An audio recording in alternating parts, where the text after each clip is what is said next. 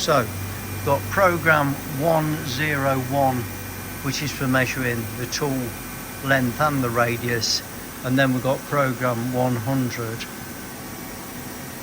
which is for measuring just the length. And all I've done is made this so that you just set this variable 150 to the tool number that you want to measure, and then I put that in there so you don't have to put the tool number and you don't have to alter the H either.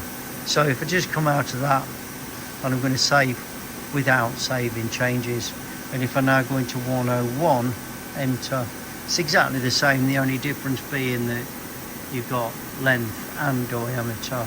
This is calling out tool 12, and you just change that number to whatever tool you want to measure. And don't forget, when you've done, you must say complete with changes.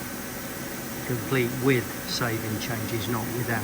Otherwise it won't change to your new tool.